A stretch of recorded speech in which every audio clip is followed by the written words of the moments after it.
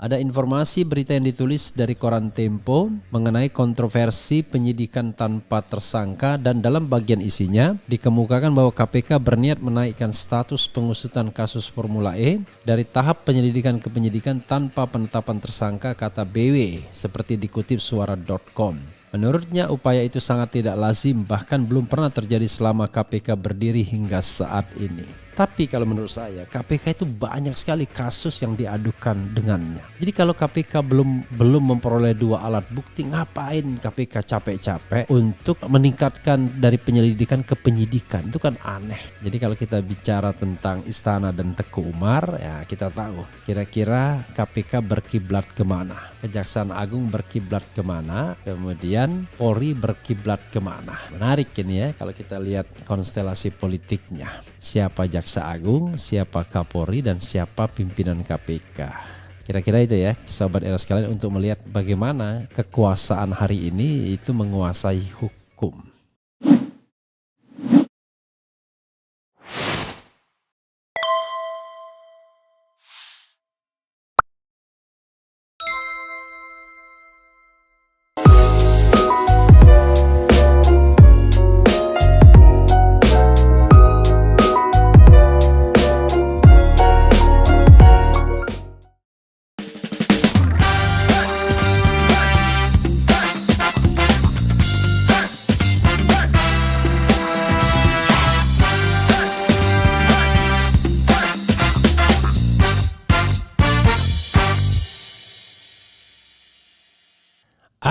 Assalamualaikum warahmatullahi wabarakatuh, sobat RH sekalian. Jumpa lagi kita di channel yang keren ini, Keren Cada. Demi tersangkakan Anies, ini mantan pimpinan KPK Bambang Wijoyanto ungkap pimpinan KPK ubah peraturan komisi ya, tingkatkan penyelidikan ke penyidikan tanpa tersangka. Itu apa yang jadi jawaban KPK? Ternyata jawab tudingan BW, KPK akui sempat kaji tingkatkan status penyelidikan ke penyidikan tanpa tersangka. Jadi memang sempat dikaji yang seperti itu ya. Coba kita bacakan lagi dan kemudian tanggapan KPK. Ini penting karena ini akan menyangkut nasib Anies Baswedan ke depan. Apakah tiba-tiba nanti atas pesanan entah siapa yang memesan, tiba-tiba KPK menyatakan Anies tersangka ya. Luar biasa ya politik ini. Kita lihat ya sahabat era sekalian, coba kita. Oke, demi tersangkakan Anies, BW ungkap pimpinan KPK ubah perkom, tingkatkan penyelidikan ke penyidikan tanpa tersangka. Suara.com, mantan wakil ketua Komisi Pemberantasan Korupsi KPK Bambang Wijoyanto. Jadi di KPK itu satu ketua dan semuanya wakil ketua ya, nggak ada anggota. Mengungkap ada upaya lembaga anti rasuah untuk tetap mengusut kasus Formula E yang disebut-sebut bakal menyeret mantan wakil gubernur DKI Jakarta Anies Baswedan. Kenapa menjadi wakil gubernur? Upaya itu disebutnya dilakukan beberapa pimpinan KPK dengan mengubah perkom untuk dapat meningkatkan proses penyelidikan ke penyidikan tanpa penetapan tersangka. Pernyataan itu disampaikan BW melalui akun YouTube Bambang Wijoyanto. Dalam video unggahannya, BW memulainya dengan membaca judul berita koran Tempo. Ada informasi berita yang ditulis dari koran Tempo mengenai kontroversi penyidikan tanpa tersangka, dan dalam bagian isinya dikemukakan bahwa KPK berniat menaikkan status pengusutan kasus Formula E dari tahap penyelidikan ke penyidikan tanpa penetapan tersangka, kata BW, seperti dikutip suara.com. Menurutnya upaya itu sangat tidak lazim, bahkan belum pernah terjadi selama KPK berdiri hingga saat ini. Kalau ini dilakukan, maka satu, KPK sedang mencatatkan satu tindakan yang tidak lazim, tidak umum. Saya tidak berani menyebutnya sebagai kegilaan, walaupun ya sebagian kalangan menyebutnya seperti itu, kata BW sapaannya. Kenapa kegilaan? Karena ini tidak pernah terjadi sebelumnya, penetapan tersangka atau peningkatan status penyidikan tanpa penetapan tersangka. Dan kita tahu ini kasusnya kasus Formula E. Jadi kasus Formula E menjadi sesuatu yang so spesial sekali sambungnya. Sudah so spesial sekali ya. Dia kemudian menyebut tindakan sejumlah pimpinan KPK tergolong nekat. Bahkan dia membeberkan untuk memuluskan hal tersebut ada upaya mengubah perkom KPK. Dan yang lebih menarik, ada informasi yang menyebutkan bahwa peningkatan ini dilakukan atau peningkatan tahap ini dilakukan. Mereka mencoba mengubah surat mengenai keputusan KPK. Jadi ada perkomnya, KPK akan diubah beber BW. BW menyebut jika hal itu nantinya terjadi menjadi suatu tindakan yang sangat gila. Kalau perkom KPK diubah supaya kemudian ketentuan untuk meningkatkan tahapan pemeriksaan ini tanpa tersangka, ini lebih gila betul, tegasnya. Maka kemudian bagaimana mungkin untuk menempatkan Anies sebagai tersangka, kemudian perlu dibuat perkom yang dirubah sedemikian rupa, bukan dirubah ya, diubah. Ini luar biasa sekali, dahsyat sekali. Kita sedang melakukan demonstrasi kejahatan yang menurut sebagian kalangan pantas dikualifikasi tidak lazim, ucap BW. Mesti terbalik ya. Kita melakukan ketidaklaziman yang menurut sebagian kalangan pantas dikualifikasi sebagai demonstrasi kejahatan. Itu terbalik. Lebih lanjut, BW menilai upaya itu bertentangan dengan pasal 44 ayat 2 Undang-Undang KPK nomor 19 tahun 2019. Pada pasal itu disebutkan untuk menetapkan tersangka setidaknya harus memiliki 2 alat bukti yang cukup. Jadi di situ kata kuncinya adalah bisa telah ditemukan sekurang-kurangnya 2 alat bukti. Ketika ditemukan sekurang-kurangnya 2 alat bukti, maka dipastikan sudah ada siapa yang jadi tersangka. Bagaimana mungkin ditemukan dinaikkan statusnya ke penyidikan tapi kemudian tersangka belum ditemukan, sebutnya. BW juga mempertanyakan kepentingan sejumlah pimpinan KPK yang menginginkan Anies terjerat dalam dugaan korupsi Formula E. Apa sebenarnya maksudnya? Apa sebenarnya kepentingannya? Sehingga kemudian kasus Formula E menjadi seperti ini dan ini tidak pernah terjadi di dalam kasus-kasus yang lainnya, kata BW. Dia menilai yang diperbuat sejumlah petinggi KPK tersebut sedang mempertunjukkan pelanggaran hukum. Jadi dengan begitu pimpinan KPK sebagiannya tidak lagi bisa berlindung bahwa mereka ingin sungguh menegakkan aturan, tidak ingin mencari-cari kesalahan. Ini juga melanggar prinsip yang kerap kali disampaikan jubir KPK, melakukan penegakan hukum tanpa melanggar hukum, kata BW. Anda sekarang sedang mempertontonkan terjadinya pelanggaran hukum, katanya. Ya, sobat RH sekalian, apa kata KPK? Jawab tudingan BW, KPK akui sempat kaji tingkatkan status penyelidikan ke penyidikan tanpa tersangka. Kepala Bidang Pemberitaan Komisi Pemberantasan Korupsi, Ali Fikri, mengaku lembaga anti korupsi sempat melakukan kajian untuk dapat meningkatkan proses penyelidikan ke penyidikan tanpa penetapan tersangka. Namun Ali menegaskan kajian itu jauh sebelum kasus Formula E yang masuk ke penyelidikan KPK. Hal itu disampaikannya guna membantah pernyataan dari mantan pimpinannya Bambang Wijoyanto atau BW yang menyebut sejumlah petinggi KPK berupaya mengubah perkom KPK guna mempersangkakan mantan Gubernur DKI Jakarta Anies Baswedan. Hal ini masih terus dikaji di internal KPK yang diantaranya jauh sebelumnya muncul dari salah satu ide inovatif pada penugasan proyek perubahan di pendidikan kepemimpinan yang diikuti salah satu pegawai KPK. Sehingga gagasan tersebut tentu sama sekali tidak ada kaitannya dengan proses penanganan perkara tertentu di KPK, kata Ali. Dia menegaskan KPK tetap mematuhi undang-undang yang berlaku. Gagasan untuk mengkaji pasal 44 di Undang-Undang KPK nomor 19 tahun 2019 dilatar belakangi banyak pra-peradilan terhadap lembaga anti korupsi. Dan tentu dalam rangka mengikuti perkembangan hukum penanganan perkara oleh KPK, pengayaan ide ini tentunya dilakukan menggunakan metode-metode ilmiah maupun diskusi dengan para pakar untuk menjawab dinamika kebutuhan dalam penerapan ketentuan sebuah perundang-undangan, jelasnya. Kata Ali, hal itu bertujuan menjawab tantangan kebutuhan penafsiran maupun mengisi kekosongan hukum pada pasal undang-undang sehingga lebih dinamis dan sesuai dengan perubahan zaman. Dalam beberapa catatan, KPK seringkali kesulitan memperoleh data, informasi, dan keterangan yang dibutuhkan dalam proses penanganan perkara karena statusnya masih penyelidikan, ujarnya. Sehingga instansi pemilik informasi sesuai kebijakan mereka belum bisa memberikan data tersebut kepada KPK sejauh belum pada tahap penyidikan, termasuk penyelesaian penghitungan kerugian keuangan negaranya, sambung Ali.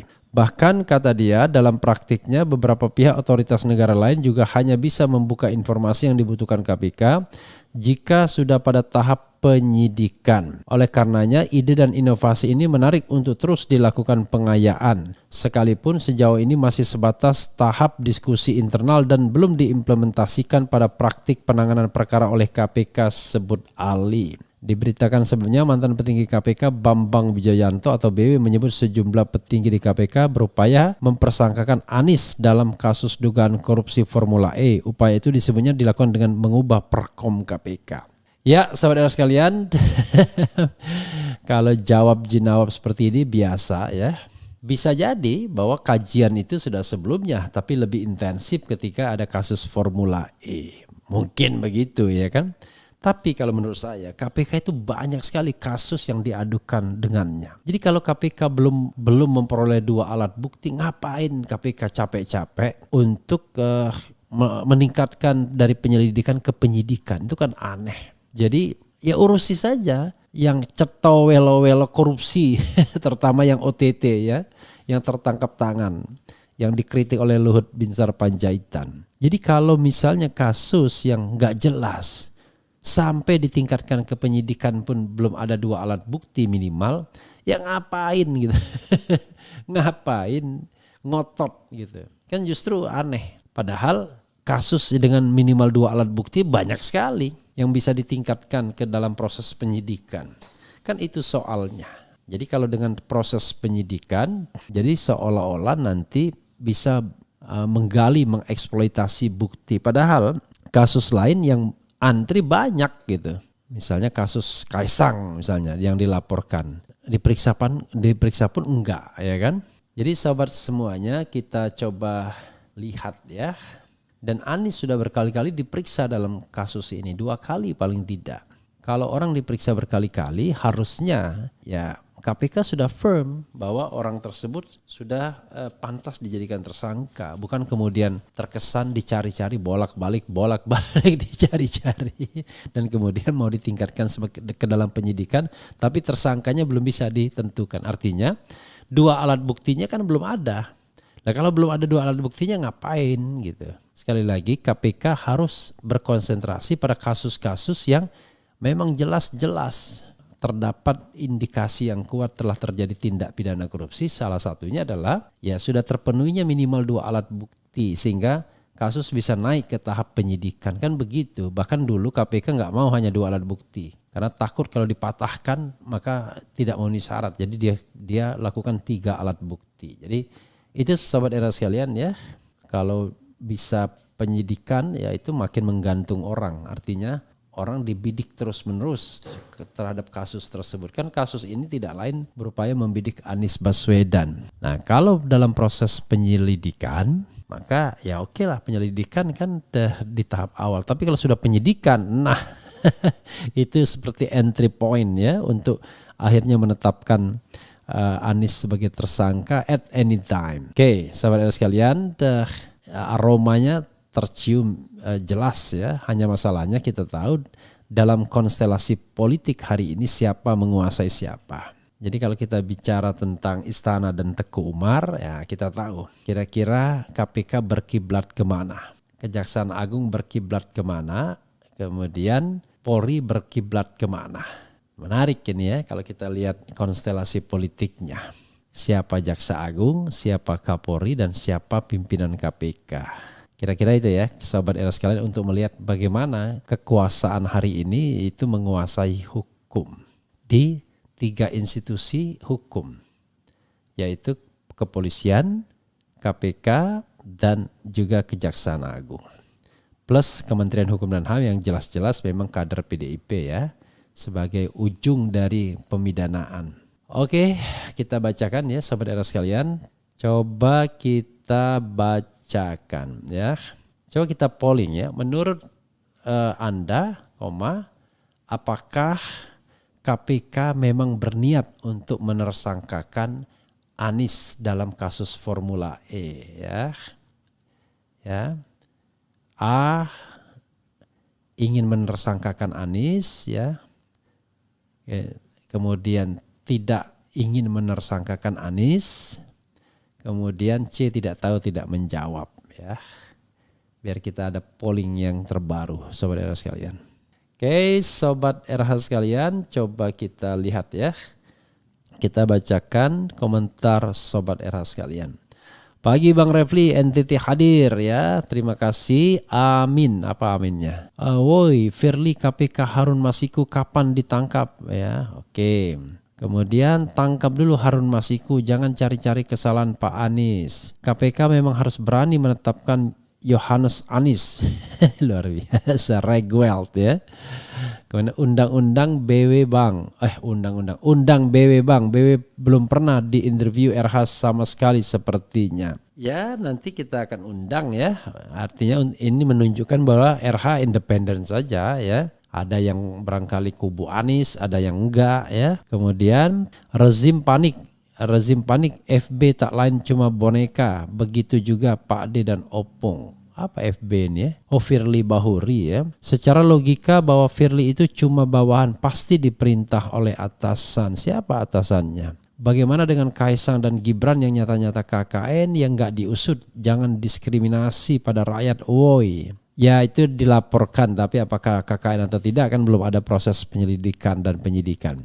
Kayak Andrew Tate aja maksa ditahan tanpa bukti. Jika bukti cukup tangkap, jika tidak ada bukti jangan hukum gantung koruptor siapapun ya.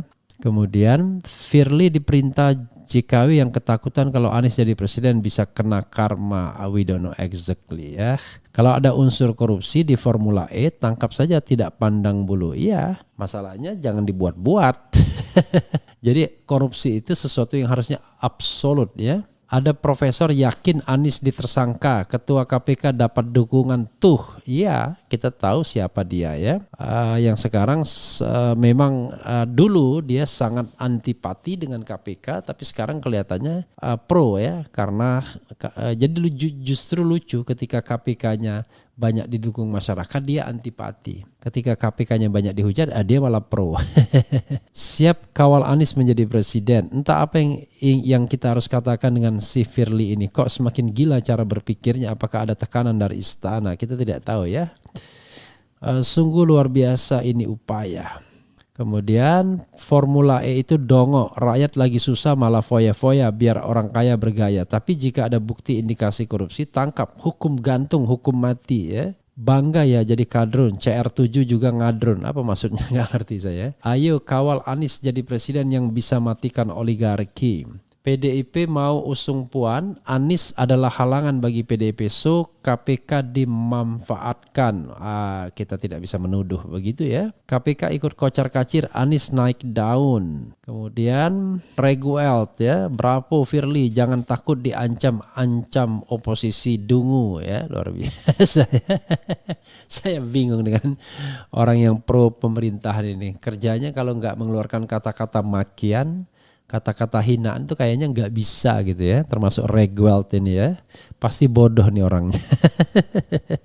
Enak ya ngatain orang rupanya.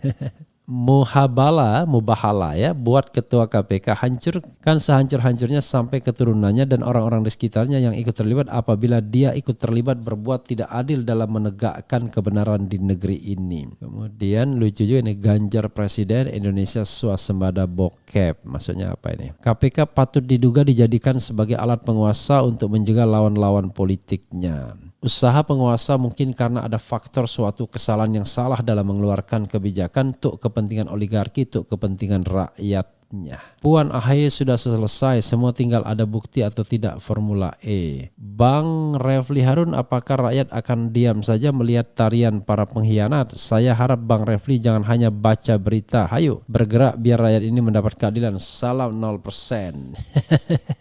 Bergerak kemana ya?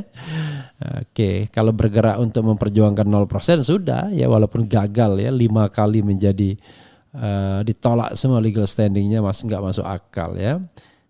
Betul-betul MK menghindari perdebatan. Tapi by the way, kalau mau pesan produk keren Cadas ya, keren sekali, sudah ada polo shirt, sudah ada hoodie, sudah ada jaket ya, jaketnya 3 macam warnanya, kemudian sudah ada juga rompi. keren Cadas pokoknya. Itu ya, saya sudah punya semua nih 6 produk ini ya. Pak Anies sangat menakutkan bagi dajal istana dan konco-konconya. KPK kocar-kacir. Kalau terbukti ada korupsi, tangkap di kasus Formula E. Kalau enggak ya jangan, itu zolim. So cocok ya. Jangan kemudian dibuat-buat terasa. Baru kali ini banyak praktik penggunaan ahli hukum dalam pemidanaan. Komisioner KPK Firly menggunakan ahli hukum untuk menjerat Pak Anies, padahal Formula E ini belum layak untuk masuk ke penyidikan. Jadi sedapat mungkin ya, ahli itu hanya memberikan sebuah bingkai terhadap fakta yang didapatkan dan itu telak. Bukan kemudian mencari kira-kira ada nggak pakar yang bisa memperkuat maksud membidanakan orang. Itu sering terjadi ya. Saya membayangkan dalam kasus Gus Nur dan Bambang Tri itu siapa ahlinya nanti ya yang akan membenarkan.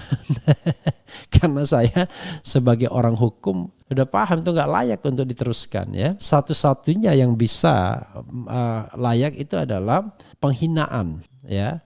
Nah, kalau penghinaan maka ya yang bersangkutan harus melaporkan ya, atau katakanlah pencemaran nama baik misalnya, itu harus dilaporkan. Tapi dalam pencemaran nama baik pun nanti harus dibuktikan ijazahnya palsu atau tidak. Jadi kok tiba-tiba bilang berita bohong, berita aslinya nggak tahu, JPU ya, mengatakan penyebaran kebencian padahal Jokowi bukan suku, agama, ras dan antar golongan. Mengatakan itu adalah penodaan agama padahal mubahalah adalah ajaran Islam. Ini aneh bin ajaib ya. Oke. Sobat era sekalian, silahkan dibaca selanjutnya ya. Kita nanti akan lanjutkan dengan pembahasan lainnya ya. Itu saja sobat era sekalian. Wassalamualaikum warahmatullahi wabarakatuh. Ciao.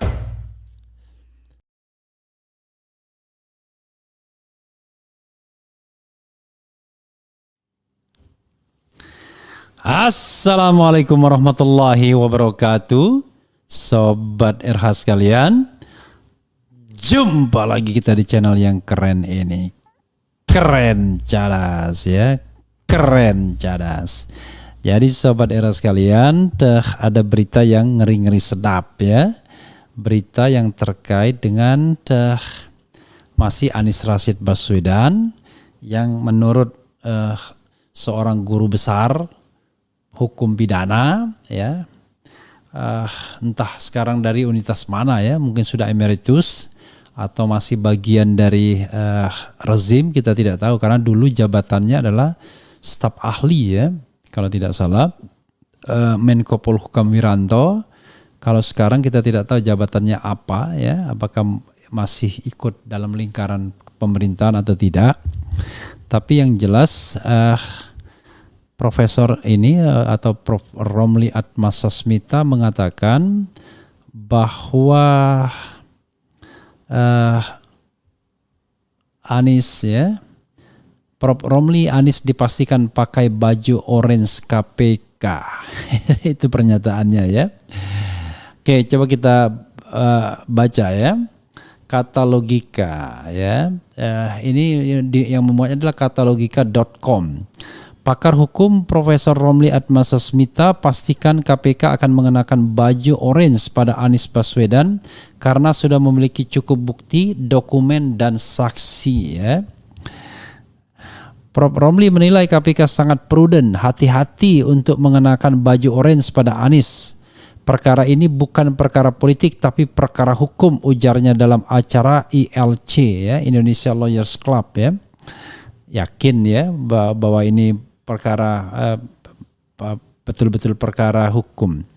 Baju orange KPK siap dikenakan Anies setelah Prof. Romli mengungkap kesan dipaksakan ajang Formula E meski harus melanggar aturan perundang-undangan.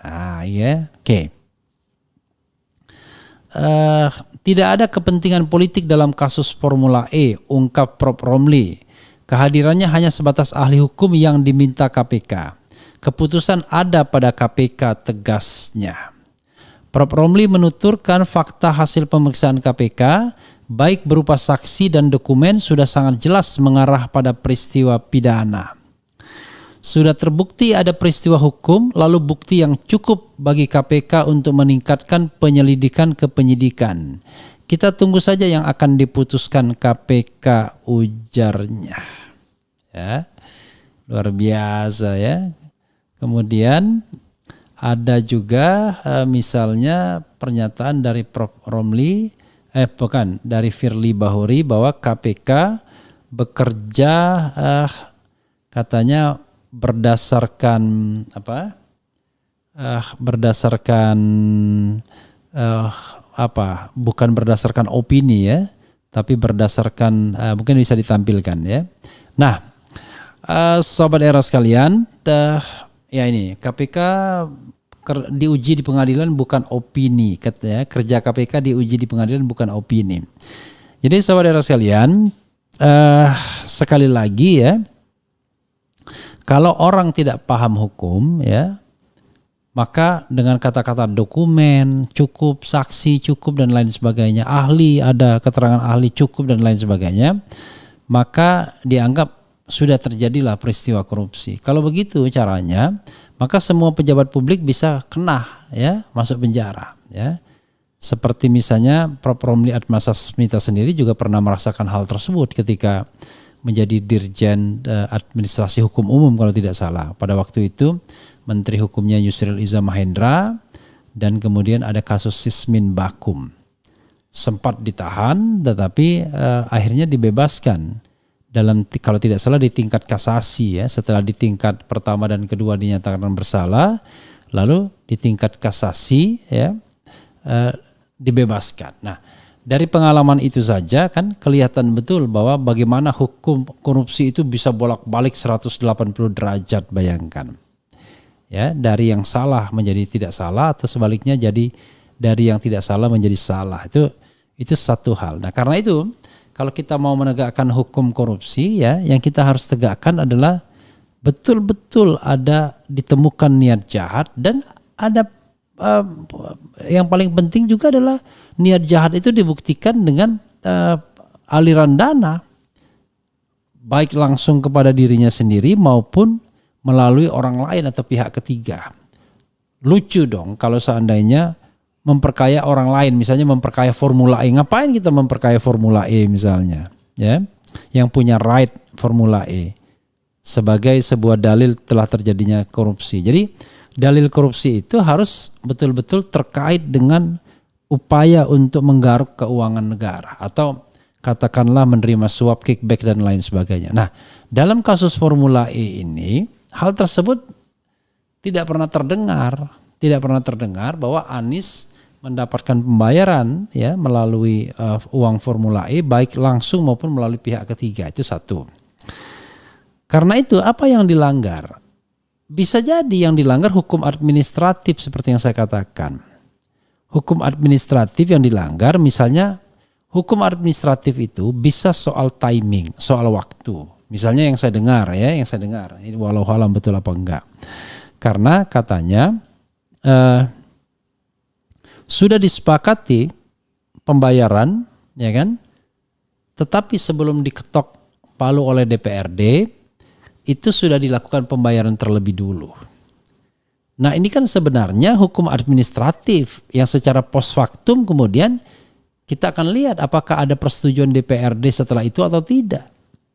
Kalau sudah ada, ya ini kan hanya lebih cepat saja kerjanya ya. Barangkali katakanlah sebagai wahana pengawasan DPRD memperingatkan, Mbok ya jangan begitu lagi, jangan dilakukan pembayaran sebelum paripurna misal. Ya, sahabat era sekalian. Jadi terkait dengan komitmen fee misalnya ya. Jadi kata Bambang Wijayanto bukan komitmen fee, sesungguhnya installment fee, yaitu biaya penyelenggaraan. Jadi intinya adalah KPK itu jangan bertindak seperti BPK, yaitu menilai atau bertindak sebagai pengawas, menilai efektivitas sebuah program. Soal apakah misalnya Formula E dipaksakan atau tidak dipaksakan itu soal lain. Itu soal yang barangkali terkait dengan hal-hal tertentu, prestis, ya kan, sudah ada installment fee dan lain sebagainya. Tetapi intinya adalah ada tidak peristiwa korupsinya. Nah, lalu kemudian kalau dalam perspektif ketua KPK, kita tidak usah beropini. Buktikan saja di pengadilan. Allahu Akbar ya. Kalau dibuktikan di pengadilan artinya Anies dijadikan tersangka dulu, kan begitu. Lalu ditangkap, ya kan prosedurnya begitu. Lalu ditahan dan kemudian penahanan diperpanjang sampai 6 bulan dan lalu kita nunggu putusan pengadilan. dengan option untuk melakukan banding dan kasasi. Bayangkan coba. Kalau begitu cara penegakan hukum, waduh, gawat kita, repot kita. Karena kalau yang dulu-dulu KPK kan nggak begitu. Dulu-dulu KPK biasanya mengandalkan tangkap tangan OTT satu. Kedua yang sudah ceto welo-welo yang sudah tidak ada lagi perdebatan. Kalau kita lihat majalah Tempo misalnya. Di antara 5 komisioner KPK, ya 5 atau 4 ya, belum ada penggantinya Lili Pintauli rasanya, atau sudah ada penggantinya saya nggak lihat, itu hanya 2 yang ngotot untuk menersangkakan Anies, yaitu Firly sendiri dan kemudian Alexander Marwata yang merupakan pemain lama, pimpinan lama yang terpilih kembali. Yang lainnya nggak ada. Artinya kan tidak mayoritas. Kalau misalnya yang hadir 4, ya 50-50. Tidak bisa putusan diambil dengan suara yang tidak mayoritas. Jadi kalaupun misalnya ada tambahan amunisi untuk 2 alat bukti, salah satunya dari ahli ya, dan dalam hal ini ahlinya misalnya Prof. Romli Atmasasmita, tapi tetap saja ya peristiwa yang nggak jelas ini tidak seharusnya kemudian ditingkatkan sebagai sebuah cara untuk mematahkan kaki Anies Baswedan. Kira-kira begitu. Sementara yang jelas-jelas nerima nggak diproses misalnya. Jadi sahabat era sekalian, hukum harus ditegakkan secara adil harusnya. Jadi kalau misalnya dibilang kita buktikan di pengadilan, itu kalimat-kalimat jebakan semua. Kita bekerja secara profesional. Wah, itu juga jebakan semua. Karena pengertian profesional adalah, oh enggak, kami berpikir hukumnya saja. Karena itu kalau Anda memang enggak bersalah, kita buktikan di pengadilan. Waduh, ya tadi saya bilang, sudah dinyatakan tersangka dulu, sudah ditangkap, sudah ditahan, ya. Kemudian dibiarkan prosesnya berlama-lama selama 6 bulan, sudah selesai. Ya kan? Jadi proses pendaftaran itu akan terlewati, ya. Atau orang tidak akan berani mendaftarkan karena dianggap bermasalah dari sisi hukum. Jadi sahabat era sekalian, sometimes the timing itu harus bijaksana juga. Apalagi kasus ini kan sudah bolak-balik. Padahal dulu yang namanya KPK sekali saja memeriksa pejabat publik, kedua kalinya biasanya sudah dinyatakan sebagai tersangka. Karena sebenarnya pemeriksaan terhadap pejabat publik yang bersangkutan ya hanya sekedar formalitas karena mereka sudah mendapatkan bukti yang kicking. Nah, bukti yang kicking itu adalah misal saudara sekalian dulu yang sering terjadi rekaman misalnya. Wah, bantah-bantah begitu diperdengarkan rekaman hasil sadapan nggak bisa berkutik lagi. Sekarang OTT enggak, hasil sadapan enggak, cuman hasil analisis. Kalau hasil analisis, waduh, kita bisa berdebat apakah itu sebuah fenomena korupsi atau tidak. Apakah hanya fenomena pelanggaran hukum administratif ya. Gitu ya sahabat era sekalian. Jadi kita tidak bisa menegakkan hukum dengan cara yang begitu ya. Kecuali tertangkap tangan atau bisa dibuktikan melalui rekaman penyadapan. Memang ada pemberian-pemberian seperti itu. Jadi 3 saja kalau menurut saya. Kalau mau kicking, 1 memang ada pemberian uang, ya kan? Kemudian ada rekaman percakapan, ya kan? Jadi memang dari situ kelihatan ada niat jahatnya. Kalau enggak ya janganlah ya, kasihan ya Republik ini kalau kemudian cara-cara kotor, cara-cara yang seperti ini dipakai. Apalagi kalau kita bicara ahli, ya ahli itu tergantung. Ada ahli yang hobinya memenjarakan orang karena kebetulan mungkin dianggapnya tidak satu arus. Ada ahli yang nggak mau.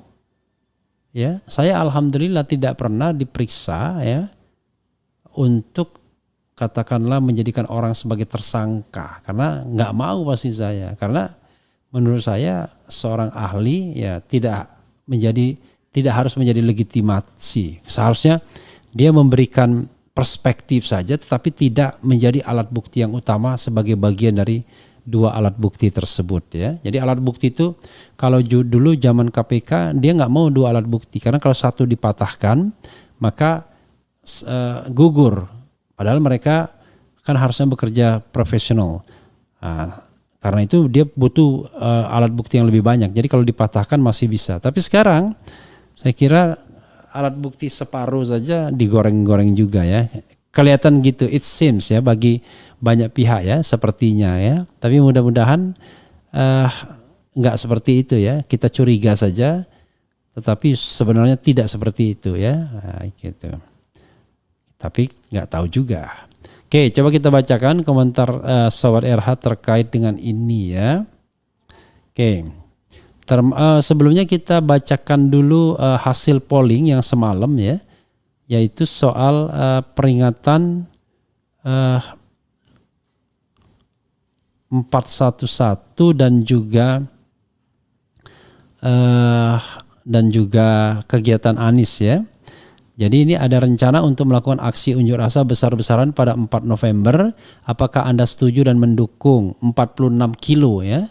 Yang memvote ya atau pollingnya mendukung 86%, tidak mendukung 8%, tidak peduli 5%. Nah, yang terkait dengan Anies adalah soal acara paripurna ya. Jadi jika Sobat RH berada di sekitar Jakarta dan sekitarnya, apakah Anda mau ikut acara pelepasan purna tugas Anies Baswedan? 68.000 yang voting, ya banyak ya, ikut 85%, tidak ikut 13% dan ragu-ragu 2%. Jadi Sobat era sekalian, Anies itu bukan lagi Anies himself, tapi Anies yang sudah diganduli harapan banyak orang. Nah, saya sendiri ya nggak fanatik lah sama tokoh. Setiap tokoh itu selalu ada kelebihan dan kekurangannya. Tapi yang perlu kita selamatkan adalah demokrasi elektoral yang genuine. Jangan sampai kemudian calonnya itu dari rahim istana semua, cuma dipecah aja. Ya, agar terlihat ada competition, ada kompetisi tetapi sesungguhnya fake ya, palsu. Nah, dengan adanya Anies yang dipersepsi sebagai di luar mainstream istana, maka kita harapkan ada a genuine presidential election. Jadi ada pemilihan presiden yang lebih genuine sehingga kita lebih bergairah untuk mengikuti pemilihan sambil berharap bahwa pemilihannya berlangsung secara jujur dan adil. Sehingga siapapun yang terpilih kita legowo. Kenapa selama ini kita tidak pernah legowo? Karena pemilihannya curang. Kecurangan itu sudah di sektor hulu misalnya dengan penerapan presidensial threshold dan upaya memborong semua partai politik. Begitu ya. Jadi misalnya kenapa PAN itu ditarik ke istana? Ya sederhana.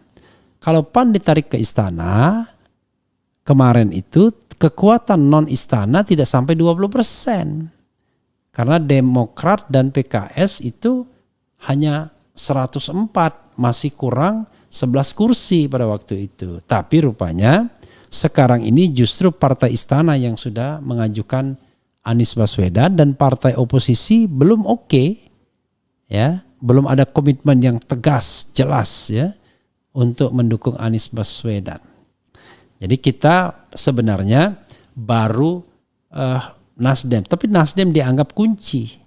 Karena kalau Nasdem berani, dua partai lainnya apalagi karena mereka tidak punya kaitan dengan istana. Tapi kalau mereka tidak mendukung, wah kebangetan. Misalnya hanya karena misalnya Demokrat tidak mau mendukung karena AHY tidak dijadikan calon wakil presiden. Padahal kalau kita lihat ya dia harus berkompetisi juga di antara calon-calon wakil presiden lainnya yang kira-kira tingkat elektabilitasnya tinggi dan kemudian juga bisa melengkapi Anies Baswedan. Ya, misalnya kan begitu. Makanya bagaimana kalau dihadapkan pada Ridwan Kamil, bagaimana dihadapkan pada Gatot Nurmantio dengan Hovifah, ternyata kalau pollingnya di RH Channel, sekali lagi once again tidak bisa menjadi barometer ya, tetapi kalau pollingnya di RH Channel, ya yang menang Gatot Nurmantio, karena Gatot Nurmantio didukung ketika di head to head kan dengan AHY ya dia didukung sampai 60% lebih.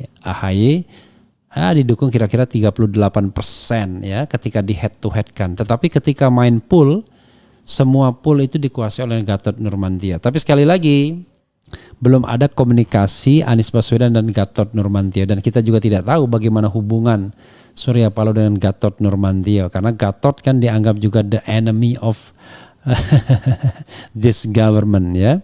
Oke, Sobat Era sekalian, coba kita sedikit bacakan komentar Sobat RH terkait dengan ini. Jadi ini ya, Anies dinilai memberi sinyal menjadikan AHY sebagai capres. Menurut Anda sebaiknya Anies AHY atau Anies Gatot? 41.000 yang voting, Anies AHY 37% dan Anies Gatot 63% ya. Oke, coba kita bacakan Sobat Era sekalian. Komentar Sobat Era terkait dengan ini ya. Oke. Lagi-lagi ya, jangan bicara tentang profesionalisme ya dalam hukum yang seperti ini ya. Bung Refli Harun, info terkini Prof Izail pastikan sebentar lagi Prof Romli akan pakai baju kain. Oke. Saya kira kita nggak main begitulah ya. Semua sama kedudukannya di hadapan hukum, mau Anies apalagi ini ya. Oke, kalau bisa jangan ngatain Sobat Era sekalian ya. Sampaikan saja pendapatnya. Saya lebih suka orang menyampaikan poin atau pendapatnya ketimbang dia kemudian ngata-ngatain ya. Yang tak berprestasi dipelihara sedangkan yang berprestasi disingkirkan. Di rezim ini hukum bisa ditafsirkan, diatur sesuai selera kekuasaan ya. Kemudian Munif Gersik hadir Bang RH, sehat selalu. Oke, apalagi ya. Semakin gencar penghujatan terhadap Anies Baswedan, maka akan semakin membumbung tinggi dukungan untuknya. Selamatkan Indonesia dengan memilih pemimpin yang benar-benar memiliki bobot dan bobot yang baik. Ya, tapi kalau Anies ditersangkakan, kemudian ditangkap dan ditahan, ya dukungan sebanyak-banyaknya nggak ada gunanya. Karena dia kemudian akan terhalang ya untuk menjadi calon presiden. Paling tidak partai-partai punya alasan untuk tidak mendukungnya, kan begitu. Atau Nasdem punya alasan untuk menarik dukungannya karena yang bersangkutan sedang dalam status sebagai tersangka misal ya. Sekali lagi misal ya. Karena itu menurut saya menegakkan hukum itu jangan ya apa ya. Nah, yang lebih tepatnya adalah jangan hanya pakai rasio tapi pakai sense of justice, pakai rasa keadilan. Kita harus bisa membedakan mana koruptor yang sungguhan, mana orang yang diutak-atik kelemahannya karena hanya karena soal administratif atau prosedur saja. Oke ya. Apalagi hanya soal timing pembayaran dan perlu tidak perlunya Formula E. Kalau soal efektivitas Formula E perlu dan tidak perlunya ya it is not KPK business ya. Jadi audit kinerja oleh BPK silakan. Lalu kemudian karena ini adalah mandat dari rakyat ya biarlah rakyat yang menilai apakah perlu atau tidak ya gitu ya. Ya Sobat Era sekalian, itu saja ya. Mudah-mudahan hal baik kita dapatkan dan hal yang tidak baik kita bisa singkirkan. Tapi kalau Anies benar-benar korupsi, terima uang misalnya, wah, maka dia tidak lagi punya moral standing untuk menjadi pemimpin Republik Indonesia. Ya, bayangkan kalau pemimpinnya korupsi ya nggak boleh. Ya, siapapun whoever kalau dia korupsi, dia tidak lagi punya moral standing untuk menjadi pemimpin, dipilih sebagai pemimpin. Itu saja Sobat sekalian,